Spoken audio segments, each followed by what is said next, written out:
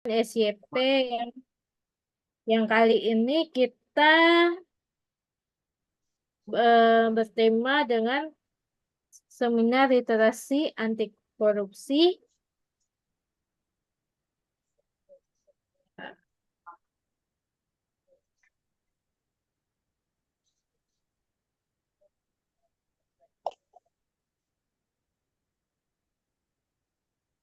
dengan judul Menjadi Generasi Sadar Literasi Anti Korupsi bersama Master Suci Raharjo SAPM. Eh,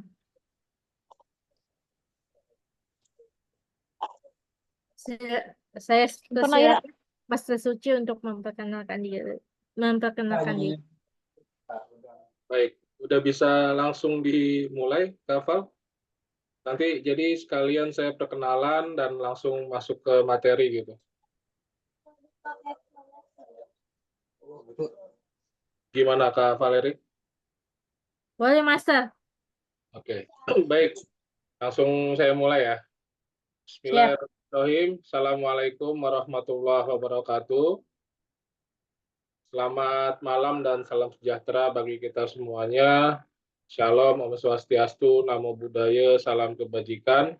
Puji syukur kehadirat Allah Subhanahu wa Ta'ala, karena pada malam hari ini kita masih diberikan nikmat iman, nikmat sehat, serta bisa berkumpul bersama ya. Walaupun mungkin hanya melalui Zoom meeting, tapi mudah-mudahan tidak mengurangi esensi dan makna dari maksud pertemuan kita pada malam hari ini.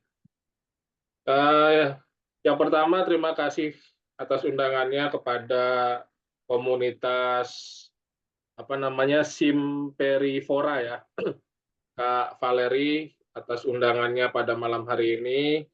Mungkin sekitar 1 jam ke depan kita akan berdiskusi dan berbicara tentang literasi anti korupsi ya.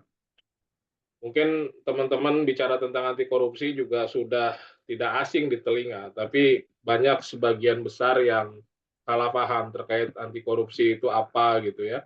Nanti akan kita bahas bersama di pertemuan kali ini. Sebelum masuk ke materi, izin memperkenalkan diri, baik yang ada di Zoom meeting maupun yang bergabung di live TikTok. Kebetulan malam hari ini juga saya live di TikTok, jadi teman-teman yang ada di grup komunitas yang tidak sempat bergabung lewat Zoom, monggo bergabung via TikTok, silahkan. Izin memperkenalkan diri, nama saya Suci Raharjo, teman-teman semua. Teman-teman bisa manggil saya Suci atau Bejo, silahkan. Saya lahir di Bekasi 21 Juni 1990, sehari-hari tinggal di Bekasi. Dekat dengan Kak Valeri sebenarnya, tapi nggak pernah ketemu nih. Mungkin kalau hitungan jarak paling sekitar 10-15 kilo tinggalnya dari Kak Valeri. Saya di Tambun Utara. Sehari-hari bekerja sebagai pegawai negeri sipil di Komisi Pemberantasan Korupsi. Namun kapasitas saya pada malam hari ini sebagai penyuluh anti korupsi ya, bukan sebagai pegawai KPK. Status pernikahan, saya sudah menikah dan mempunyai 2 orang anak. Terus SD, SMP, SMA di Jakarta Utara, di SD Negeri 02 Pagi, SMP Negeri 279, dan SMA Negeri 52. S1 dan S2-nya Administrasi Publik di Sekolah Tinggi Ilmu Administrasi Mandala Indonesia, yang pada tahun 2016 berubah nama menjadi Institut Ilmu Sosial dan Manajemen Setiami. Untuk riwayat sertifikasi, ada beberapa sertifikasi yang saya ikuti, terutama di bidang pemberdayaan diri, di sertifikasi hipnosis, hipnoterapi, public speaking, dan harmony life coach, serta fundamental neuro linguistic programming, seperti mana yang teman-teman bisa baca di layar Zoom ya. Dan sertifikasi yang terakhir nih yang paling bawah, teman-teman bisa lihat sertifikasi penyuluh anti korupsi Madya di tahun 2022. Dan sertifikasi ini bisa diikuti oleh siapapun ya, bagi teman-teman yang berminat untuk mengikuti sertifikasi penyuluh anti korupsi ini gratis, dan kebetulan yang mengadakan lembaga sertifikasi profesi KPK langsung ya. Jadi di bawah Direktorat Pendidikan dan Pelatihan Anti Korupsi KPK itu mengadakan sertifikasi penyuluh anti korupsi. Nanti bisa dilihat di websitenya aclc.kpk.go.id. Untuk nomor handphone, kalau ada yang perlu didiskusikan atau ada yang perlu ditanyakan lebih lanjut lagi, silakan nanti di japri aja di WhatsApp, tapi jangan lupa perkenalkan diri terlebih dahulu. Di 0857 8017 3287 atau di media sosial ada Facebook, Instagram, blog, dan YouTube sebagaimana yang teman-teman lihat di layar Zoom. Baik, untuk memulai materi pada malam hari ini, di layar Zoom ini ada peta Indonesia. Nah, saya mau coba diskusi interaktif dulu nih. Boleh untuk teman-teman yang ada di Zoom maupun yang ada di TikTok. Ketika berbicara tentang Indonesia, teman-teman melihat satu gambar peta Indonesia dari Sabang sampai dengan Merauke. Apa yang ada di pikiran teman-teman? Monggo coba ditulis di chat. Apa sih yang ada di pikiran teman-teman ketika berbicara tentang Indonesia?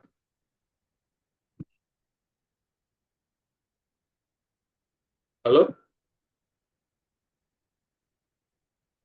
Ayo open mic kalau ada yang itu. Boleh kalau misalkan malu open mic, boleh chat aja biar kita bisa interaksi. Di TikTok ada yang jawab Nusantara tuh. Oke, terima kasih responnya Kak Andrean Rinjani. Ada lagi yang lain? Apa yang teman-teman pikirkan ketika bicara tentang Indonesia?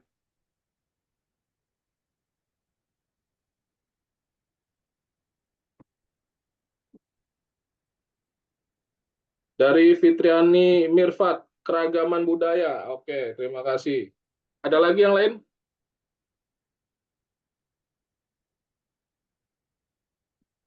Hmm, Oh, gampang. salam dari Jakarta Utara, Mas Suci. Salam barik. Terima kasih sudah bergabung. Ada lagi yang lain, teman-teman?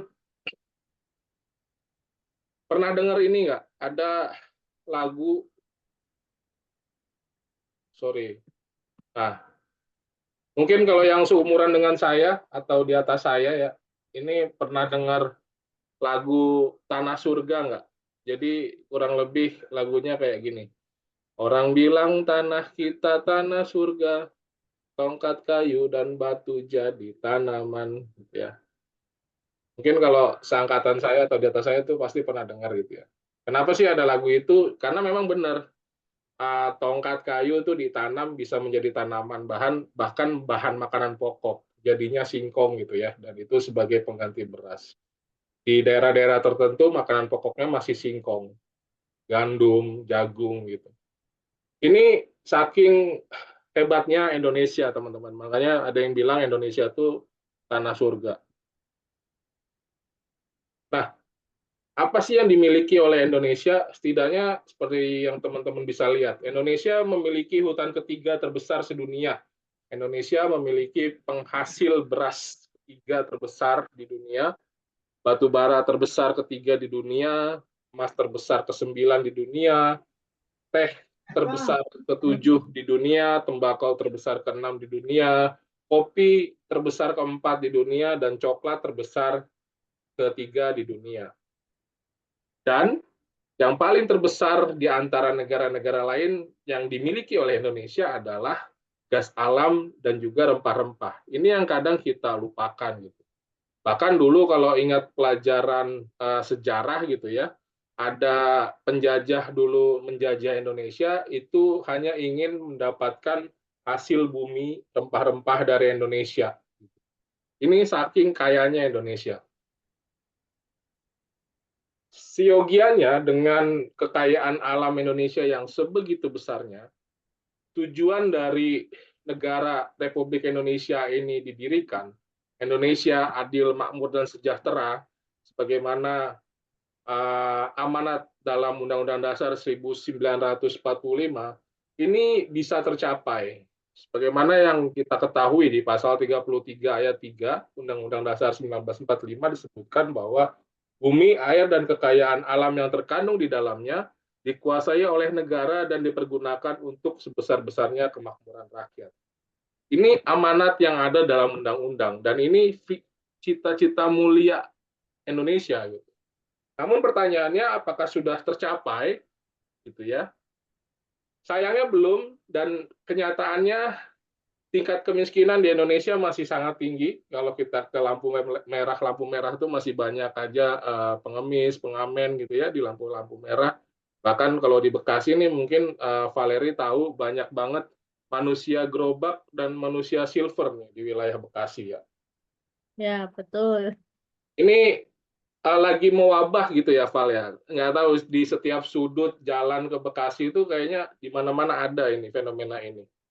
Ini nyata terjadi di sekitar kita. Mungkin di daerah-daerah lain juga sama, banyak fenomena-fenomena seperti itu.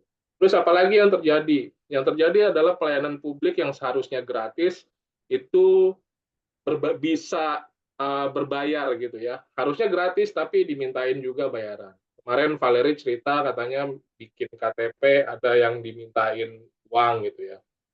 Itu nyata sebenarnya dan terjadi di mana-mana kalau kita mau tahu. Namun sayangnya sedikit banget orang-orang yang mau angkat bicara terkait hal itu.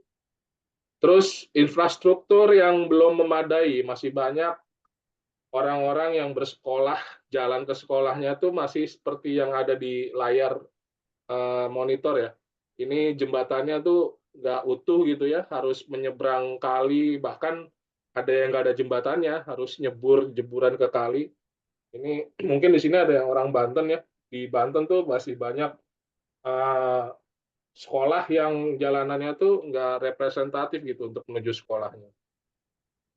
Terus di Bekasi juga banyak juga kejadian jalanan yang baru dibangun tapi nggak lama udah rusak lagi gitu. Padahal itu baru dibangun. Nah, biasanya nih di pertengahan tahun, setiap tahunnya nih, mulai dari Juli sampai dengan Desember, itu biasanya banyak fenomena-fenomena jalanan dibenerin. Jalanan digali dulu gitu ya, terus dibenerin lagi, dibagusin lagi. Tapi nggak nyampe 2-3 bulan rusak lagi. Terus yang paling nyata adalah lemahnya penegakan hukum. Bahkan masyarakat cenderung skeptis terhadap penegakan hukum yang ada di Indonesia. Katanya hukum hanya tajam ke bawah, tapi tumpul ke atas. Benar atau tidak, itu balik lagi teman-teman yang bisa menafsirkannya. Lantas, bagaimana kondisi Indonesia di dunia? Jadi ada organisasi independen internasional namanya TI, Transparency International, itu setiap tahunnya mengadakan penelitian atau survei. Survei dilakukan terhadap 180 negara, teman-teman. Dari 180 negara tersebut, Indonesia ranking keberapa sih? Nah, teman-teman bisa lihat nih. Indonesia ada di ranking ke-99 dari 180 negara dengan total nilai 37. Ini naik dari tahun sebelumnya di 34. Lumayan naik 3 poin. Tapi kenyataannya juga belum bisa dirasakan signifikan di masyarakat ya. Nah, semua itu terjadi karena apa?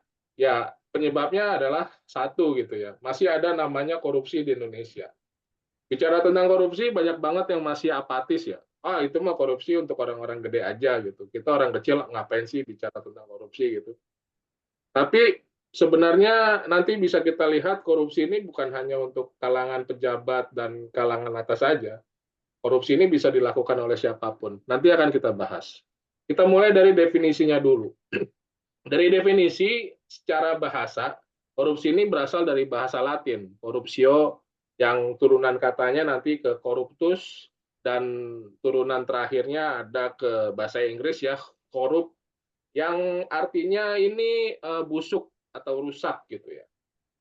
Jadi intinya kurang lebih korupsi adalah suatu tindakan yang mana tindakan itu rusak atau busuk dan bertentangan dengan hati nurani serta norma-norma yang ada di masyarakat.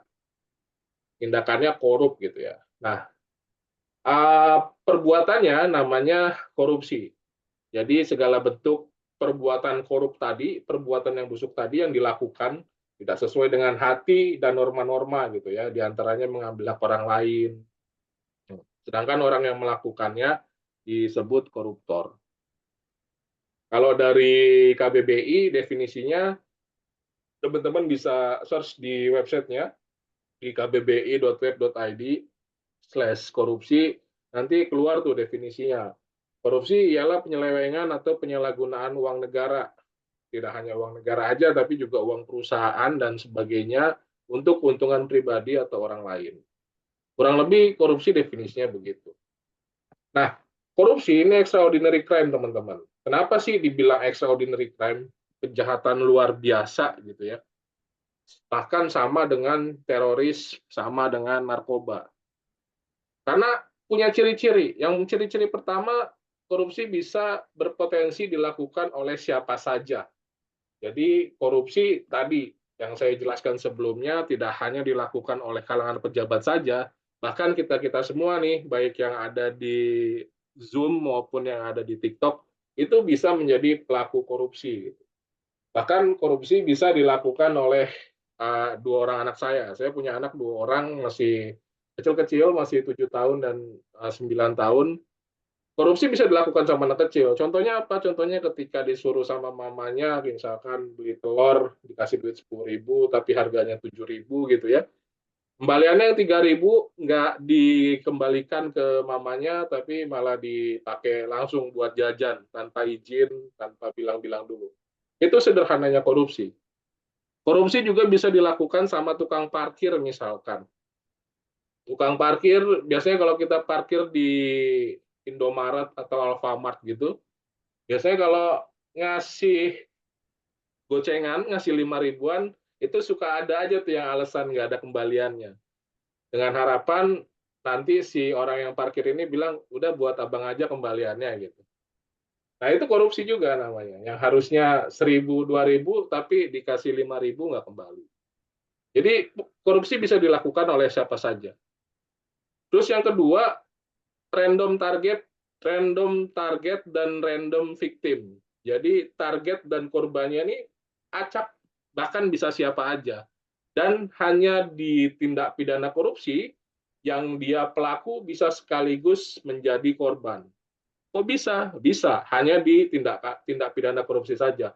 Kalau tindak pidana yang lain, pelaku ya pelaku, korban ya korban. Contoh misalkan pencurian, ada yang mencuri, ada yang dicuri. Contoh lain, pembunuhan. Ada yang membunuh, ada yang dibunuh, gitu ya. Atau apa? Pengeroyokan, ada yang mengeroyok, ada yang dikeroyok. Tapi korupsi, dia pelaku, tapi dia juga bisa sebagai korban, menjadi korban bahkan. Contohnya apa? Contoh misalkan korupsi dilakukan oleh kepala sekolah, korupsi pembangunan toilet, kamar mandi sekolah gitu. Yang kamar mandi itu sebenarnya dia juga pakai gitu, tidak hanya siswanya yang pakai, tapi kepala sekolahnya ini juga pakai. Nah, karena uang pembangunan toilet tersebut dikorupsi, maka kualitasnya tidak sebagus dan sekuat yang seharusnya gitu. Sehingga ketika dipakai, ya bangunannya roboh misalkan, atau gentengnya jatuh gitu. Nah, yang di bawahnya itu si kepala sekolahnya itu lagi make. Itu bisa saja terjadi. Itulah hebatnya korupsi gitu ya. Siapapun bisa jadi korban, siapapun bisa jadi pelaku. Dan efeknya besar serta meluas. Contoh tadi yang korupsi pembangunan toilet sekolah misalkan. Kalau dilihat misalkan pembangunan toilet harusnya 100 juta gitu ya. Di korupsi duitnya disunat jadi 50 juta aja, yang 50 juta masuk kantong pribadi.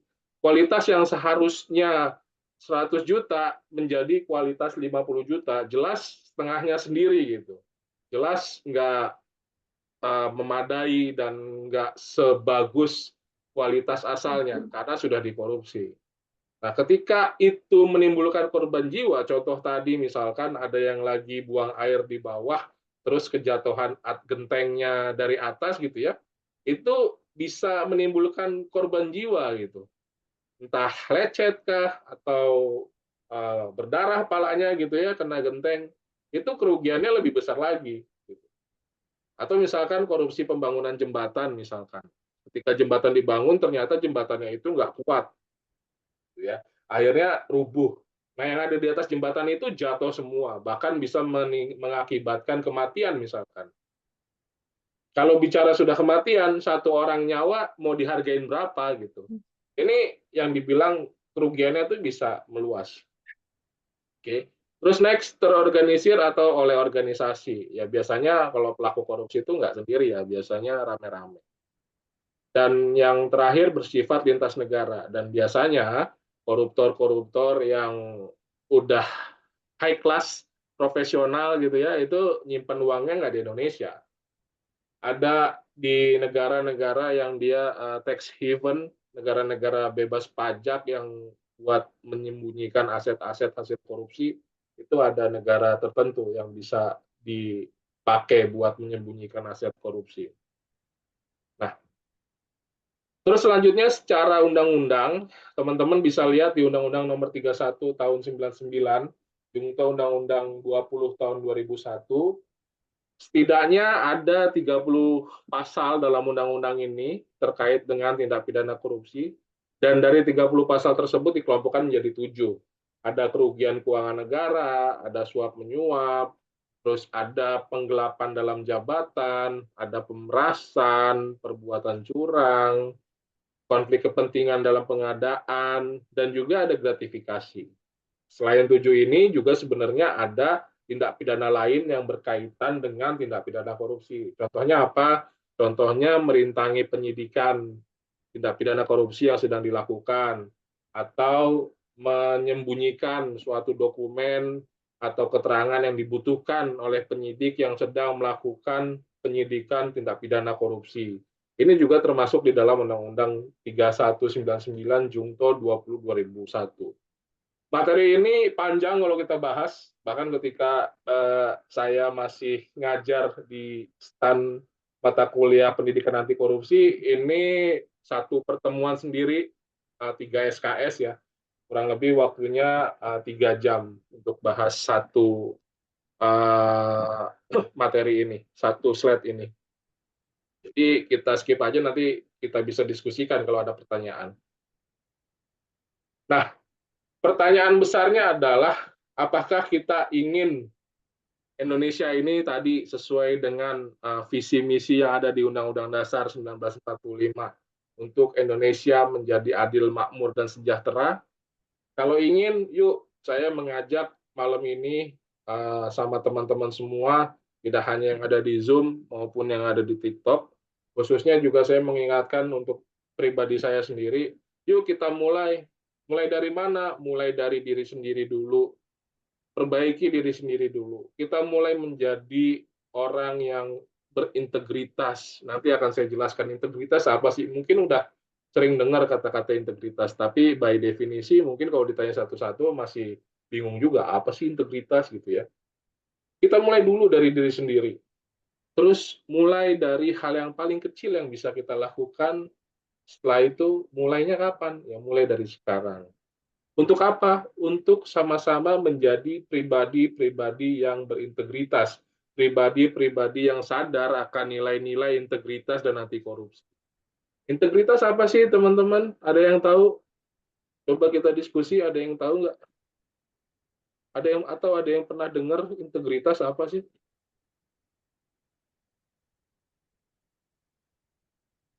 Monggo di chat, baik yang di Zoom maupun di TikTok. Integritas apa sih kira-kira?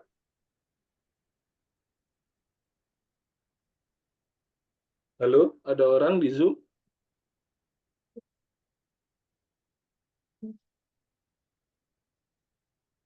Ini ada 11, lumayan ya, ada 11 partisipan ya. Monggo yang di TikTok juga kalau mau di chat silahkan. Oke, dari kakak Risalah Hati 212. Ucapan sesuai dengan tindakan. Ya, terima kasih Kak. Dari Kak Maya, Ascaku, Mutu. Oke, makasih Kak. Ada lagi yang lain? Atau mungkin yang di Zoom ada yang Oke. mau speak up? Silakan. Ini ciri khas kalau di kelas itu begini, baik kelas di online maupun offline tuh biasanya gitu. Kalau diminta ada yang nanya atau enggak, biasanya pada diam tuh. Atau diajak diskusi pada diam. Nanti kalau kelas offline nih biasanya kita ada ice breakingan nih. Tapi karena ini kita tatap mukanya via Zoom, bahkan nggak semua nyalain kamera ya, jadi agak susah juga. Saya nggak tahu juga nih, teman-teman yang ada di Zoom standby kah, atau mungkin cuma dinyalain doang, terus handphonenya ditinggal gitu kan, bisa jadi juga gitu. Tapi nggak apa-apa. Tadi sudah dijawab di Zoom ya, sama Kak Risalah ya. Makasih Kak Risalah ya, katanya gencatan senjata tuh. Oh ini ada yang chat nih di Zoom. Dari Kak Integritas. Fitriani, Mirfat, integrasi proses menyatukan bagian-bagian yang terpisah menjadi satu kesatuan yang utuh, sehingga bisa berjalan dengan baik dan benar. Oke, makasih Kak jawabannya. Baik, integritas itu tadi definisinya sebenarnya kalau di kamus kompetensi perilaku yang dimiliki oleh Komisi Pemberantasan Korupsi, atau kalau teman-teman bisa juga cari di Google, itu adalah samanya antara kata dan perbuatan. Ya ini dari Kak Fatur Rahman juga, berbeda antara ucapan dan tindakan. Ya, itu kalau berbeda antara ucapan dan tindakan namanya tidak berintegritas ya. Definisi integritasnya sendiri adalah samanya atau persamaan antara perbuatan dan tindakan. Jadi yang diomongin sama yang dilakukan sama gitu. Tapi menurut itu definisi berdasarkan kamus kompetensi perilaku. Tapi buat saya, ketika saya mengajar mata kuliah anti korupsi dimanapun saya ngajar gitu ya, saya selalu mengingatkan tidak hanya ke audiens, ke teman-teman semua yang hadir di sini, baik di Zoom maupun di TikTok, saya khususnya mengingatkan diri saya sendiri, integritas ini ibarat uh, iman.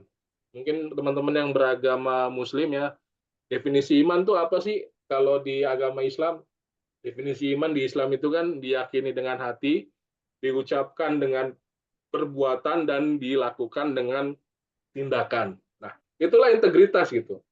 Jadi, mulainya adalah di hati. Persamaan antara hati, kata, dan perbuatan.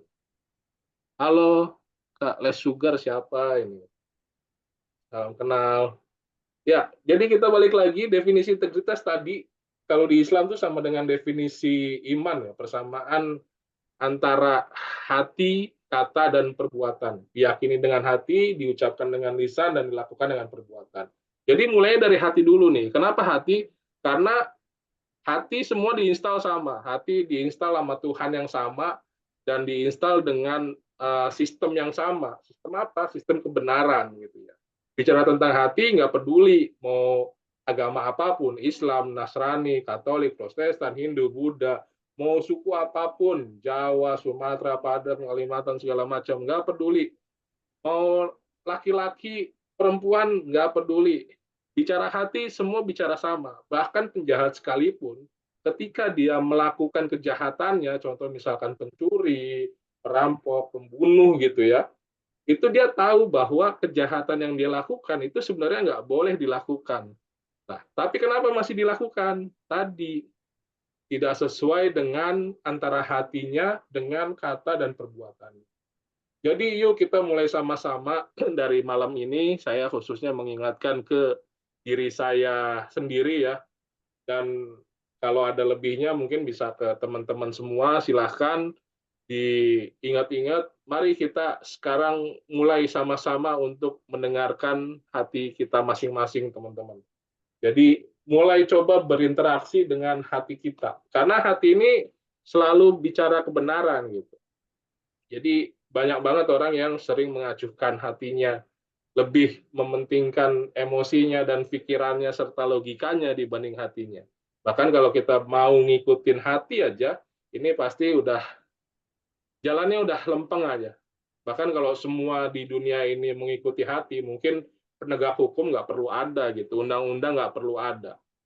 Kalau hatinya sudah bisa diikutin. Karena bicara integritas ini persis tadi sama dengan iman, baik definisi maupun penerapannya. Dalam penerapannya, integritas ini juga sama kayak iman, naik turun. Kadang naik, kadang turun. Kalau lagi naik tuh kayaknya seolah-olah kita bisa jadi kayak orang bener gitu. Wah, nggak boleh. Itu salah.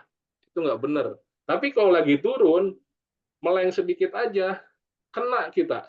Contoh mungkin teman-teman baik yang di Zoom maupun yang di TikTok kemarin sempat dengar ya ada salah satu wakil menteri di kabinet yang sekarang, Immanuel Ebenezer atau yang akrab dipanggil Bang Noel, ini terjaring operasi tangkap tangan oleh Komisi Pemberantasan Korupsi ya. Bahkan si Bang Noel ini kalau kita lihat track recordnya, dia salah satu tokoh atau aktivis anti korupsi, teman-teman. Teman-teman kalau ngeliatin TikTok-nya atau ngeliatin YouTube-nya, dia jadi menteri, dia selalu menyuarakan integritas, selalu menyuarakan anti korupsi gitu.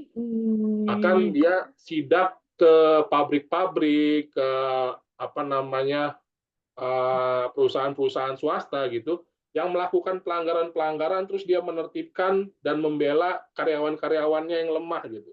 Contoh ketika ada yang ijazahnya diambil, ditahan, terus dimintain duit untuk menahan, dia yang maju paling depan.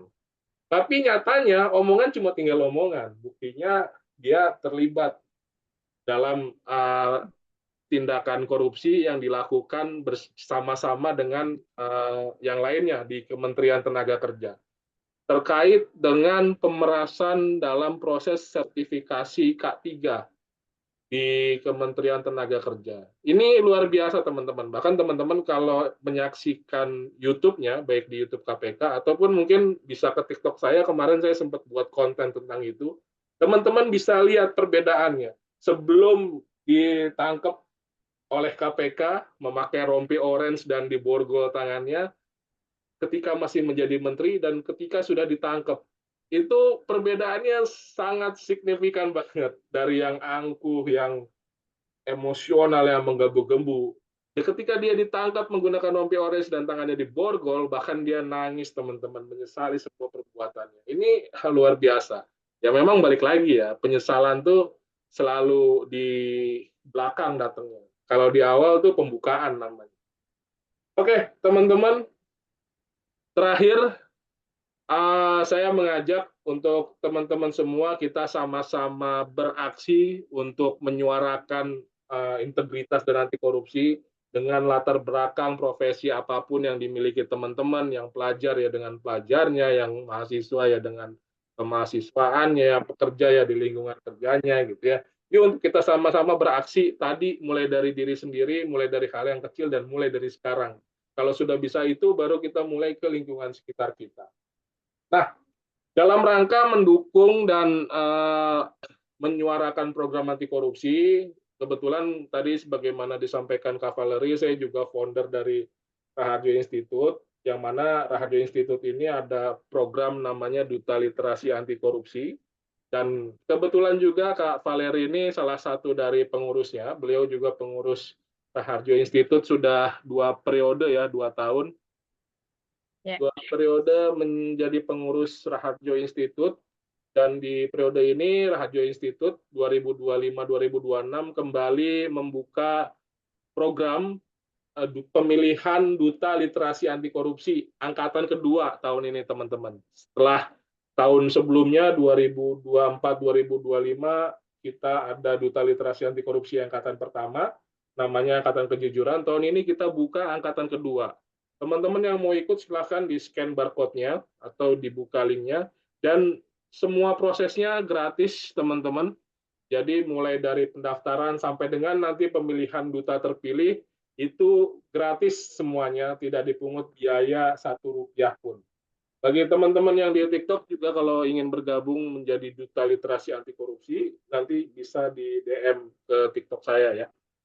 Jadi pemilihan duta literasi anti korupsi itu adalah kita program pemilihan duta literasi pria dan wanita yang mana nanti akan terpilih masing-masing satu dan mendapatkan gelar kehormatan sebagai Duta Literasi Anti Korupsi Angkatan Kedua Kemandirian tahun 2025, terus juga dapat piagam penghargaan baik di piagam maupun cetak, terus juga dapat selempang atau samir ya, tulisannya Duta Literasi Anti Korupsi Angkatan 2, terus ada name tag untuk di media sosial, terus ada juga surat pelaksanaan program dan surat surat tugas lah ya, surat tugas dari Raharja Institute, terus ada surat permohonan izin kegiatan dan lain sebagainya pokoknya. Jadi nanti kita sama-sama bergerak melalui wadah duta literasi ini. Tujuannya adalah untuk menyebarkan nilai-nilai anti korupsi dan integritas ke lingkungan sekitar kita dengan latar belakang dan profesi apapun yang kita miliki saat ini. Mungkin itu Kak Valerie, saya nggak mau berpanjang kata, nggak mau berlama-lama, biar nanti kita penuhi dengan diskusi-diskusi ya teman-teman. Kalau misalkan ada yang ingin di-sharing, ada yang ingin didiskusikan, monggo silahkan. Saya kembalikan ke Kak Valerie selaku moderator. Em, Terima kasih Mas. Terima kasih Mas Terus. Mas Tersuci. Em, Ya teman-teman yang mau ingin bertanya yang di TikTok maupun di Zoom, silakan boleh open mic atau by chat juga boleh.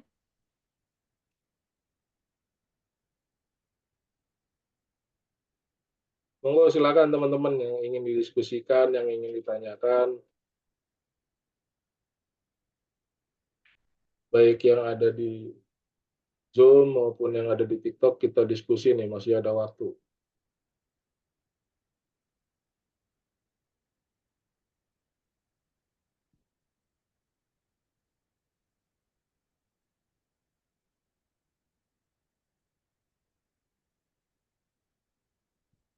Cukup atau sudah jelas atau mungkin belas? Sudah jelas semua sepertinya Kak Valerie ini.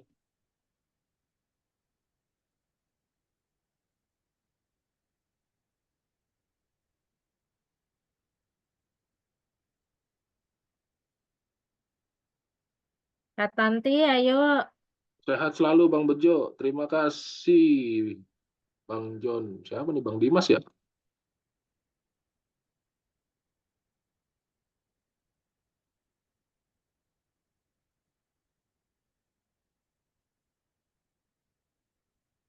Makasih banyak Bang Dimas. Mungkin teman-teman yang di TikTok silakan kalau ingin yang mau didiskusikan terkait tema kita pada malam hari ini, diskusi tentang literasi anti korupsi.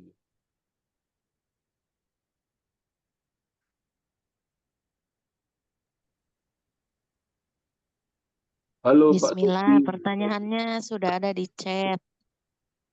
Mohon dibantu jawabannya, Kak. Apa tuh? Coba sebentar ya. Saya tadi lihat di TikTok. Dari Kak Tanti, apa tujuan dari kegiatan literasi anti korupsi? Silakan dijawab, Master. Oke, terima kasih dari Kak Tanti Novela Yusuf. Apa sih tujuannya dari literasi anti korupsi? Ya, tujuannya tadi kita sama-sama menyuarakan integritas, menyuarakan anti korupsi, menyuarakan kebenaran gitu. Ke mana? Ke lingkungan sekitar kita, sebagai apapun kita saat ini, sebagai pelajar kah, sebagai mahasiswa kah, sebagai profesional kah gitu ya, atau mungkin yang udah kerja sebagai pekerja. Tujuannya adalah itu. Untuk apa? Biar kita nggak bergerak sendiri nih. Karena biasanya kalau kita bergerak sendiri, itu ya akan kewalahan nanti dengan serangan-serangan dari luar. Kalau kita berkelompok dan bersama-sama, atau istilahnya komunitas gitu ya, kita kuat, kita ada yang mengingatkan, kita ada yang menasehati, atau bahkan ada yang memarahi ketika kita melakukan perbuatan yang salah. Oke, itu untuk Kak Tanti jawabannya. Yang kedua dari itu siapa ini? Itu. Kak itu bertanya tentang menjadi duta anti korupsi. Persyaratannya apa saja yang apa bisa diketahui dari Bapak? Oke, untuk menjadi duta literasi anti korupsi Rahadio Institute, nanti bisa juga japri Kak Valerie ya, karena Kak Valerie juga salah satu dari pengurus Rahadio Institute dan pengurus dari program duta literasi anti korupsi ya. Tapi kurang lebih syaratnya cukup yang pertama sudah memiliki KTP ya, atau sudah minimal 17 tahun gitu ya. Bahkan kalau di angkatan pertama kemarin nggak mesti harus memiliki KTP deh. Boleh kelas 3, kelas 2 SMA itu sudah boleh ikut ya Kak Valerie ya. Kayak si Najma itu kan masih kelas 2 ya. Minimal kelas 1 SMA itu sudah bisa ikut sampai dengan usia maksimalnya tidak ditentukan, selama mau mau berjuang, mau bergerak bersama, mau menyuarakan literasi anti korupsi. Kurang lebih itu persyaratannya. Dari Beng Beng, Bang mau tanya apa manfaat ikut literasi anti korupsi atau manfaat jadi duta anti korupsi itu apa, Bang? Manfaatnya sebagai pengingat diri sebenarnya yang paling utamanya ya. Selain manfaat-manfaat lainnya ya, kayak seperti branding kita sebagai duta literasi, anti korupsi, terus juga nanti ada piagam penghargaan dan lain-lain, itu mah bonus lah kalau menurut saya. Tapi tujuan utamanya sebenarnya untuk pengingat diri nih, untuk pengerem diri gitu ya. Dengan menjadi duta literasi anti korupsi, masa kita melakukan anti korupsi? Kan malunya 2 kali lipat, 3 kali lipat gitu ya. Jadi tujuan utamanya itu sebenarnya. Untuk membangun komunitas anti korupsi di sekitar kita, kita bersama-sama bergerak bersama untuk menyuarakan anti korupsi, biar nggak sendirian gitu. Terus nanti ketika sendirian, kita ada yang ngingetin nih, ada temennya gitu ya. Ketika kita salah, ketika kita melenceng, itu ada pengingatnya. Dan yang paling penting tadi, kita malu sebagai aktivis pegiat anti korupsi, sebagai duta literasi anti korupsi, atau mungkin sebagai penyuluh anti korupsi, kok malah melakukan korupsi gitu. Ini malunya 2 kali lipat.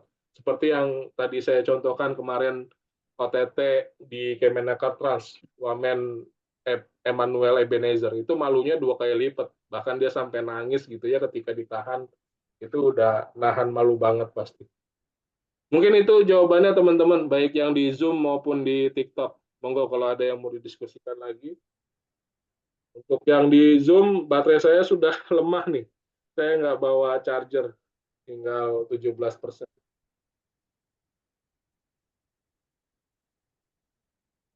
Monggo Kak Valerie. Ya, sepertinya sudah tidak ada yang ingin bertanya. Sebentar, saya anuin link untuk presensi. Ya jangan lupa isi presensi ya teman-teman yang ada di Zoom ya. Untuk yang di TikTok masih ada bergabung 7 orang. Terima kasih banyak atas respon dan bergabungnya malam hari ini. Ini ada pertanyaan lagi di TikTok, Bang. Tanya lagi, duta literasi anti korupsi ini bisa kerja di KPK nggak, Bang? Bukan. Jadi duta literasi anti korupsi ini nggak ada hubungannya sama KPK. Ini adalah kegiatan bersama, kegiatan sosial, kegiatan sosial kita gitu ya. Sebuah pergerakan dari masyarakat sipil, masyarakat sosial untuk bersama-sama menyuarakan anti korupsi ke sekitar kita gitu ya. Jadi nggak ada hubungannya bisa kerja di KPK atau enggak. Kalau mau kerja di KPK, daftarnya lewat PNS sekarang. Jadi KPK itu sejak tahun 2019 Ini yang buat tanya nih tadi dari Bang Beng Beng. Buat Bang Beng Beng, jadi KPK sejak 2012 itu sudah berubah menjadi dalam rumpun eksekutif, di bawah eksekutif. Jadi seluruh pegawainya sudah menjadi pegawai negeri sipil ya, PNS. Jadi kalau mau daftar di KPK, insya Allah tiap tahun buka rekrutmennya, rekrutmen CPNS umum, calon pegawai negeri sipil umum. Nah, tahun ini kemarin kita baru rekrut kurang lebih 250-an orang itu KPK rekrut. Tiap tahunnya ada kok. Terus dari Eci, ya Kak Eci, Bang, cara gabungnya gimana? Cara gabungnya nanti bisa DM saya, nanti saya kirimin linknya, nanti dibaca aja di linknya ya. Kalau di sini saya bingung ngetiknya nih, kalau di TikTok. Saya jarang-jarang live juga soalnya di TikTok. Jadi kalau live ada, kalau pas ada kelas aja, sini bisa nggak nge-share ini ya, nge-share link. Oh, di komentar mungkin ya. Mungkin itu nanti Kak Eci di DM saya saja ya.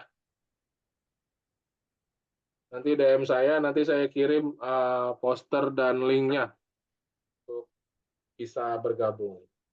Gratis semuanya insya Allah, yang penting ada niat untuk kita sama-sama menyuarakan anti korupsi.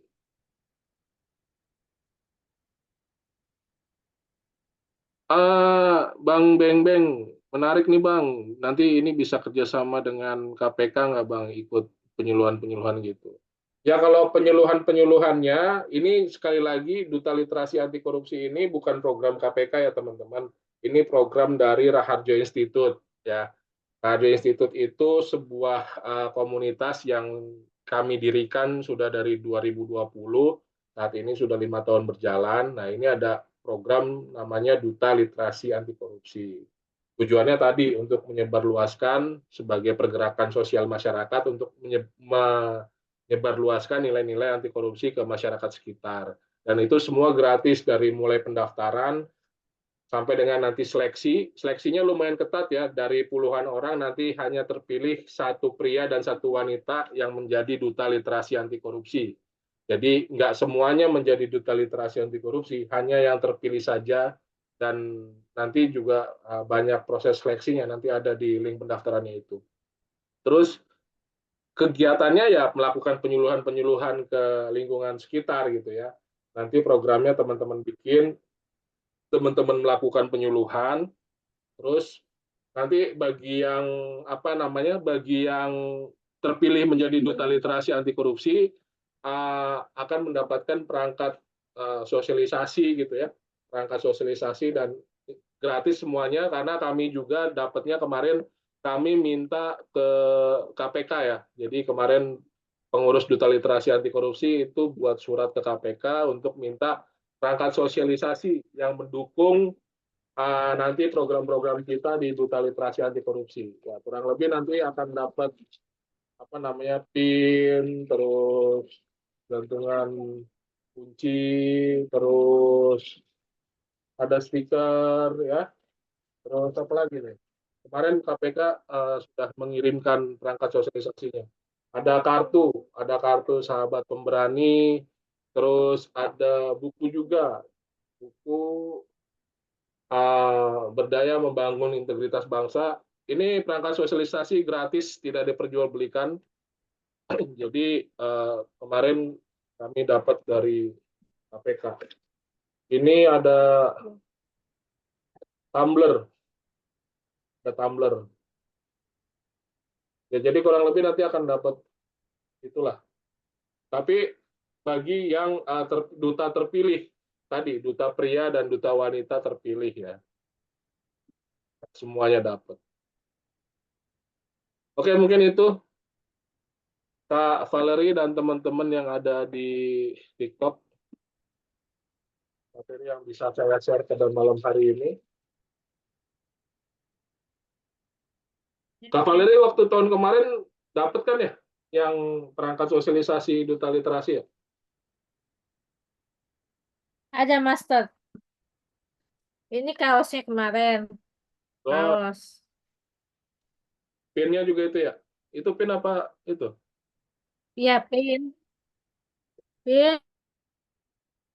Ya, jadi kami hanya memintakan 7 perangkat sosialisasi, 7 paket perangkat sosialisasi, 2 untuk duta terpilih, duta pria 1, duta wanita 1, dan sisanya buat pengurus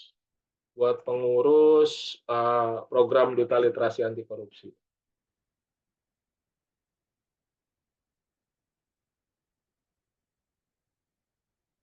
Dari itu, ada hadiah uangnya kah kalau menjadi duta? Aduh, nggak semua bisa dinilai dengan nominal ya. Kadang kebahagiaan kita itu bukan dilihat dari uang ya. Jadi saya kurang sepakat dan kurang setuju kalau dikit-dikit yang ditanyakan ada hadiah uangnya atau enggak gitu. Karena bicara tentang anti korupsi ini bicara tentang semangat, bicara tentang perjuangan perjuangan kita semua masyarakat Indonesia gitu.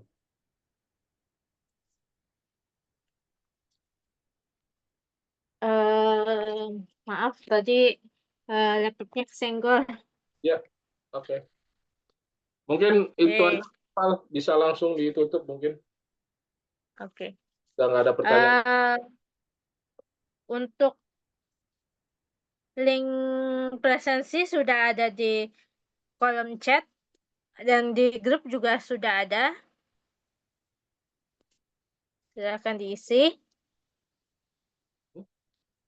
Eh, terima kasih atas kehadiran teman-teman di kegiatan seminar literasi anti korupsi bersama Master Suci di Simperfora Professor.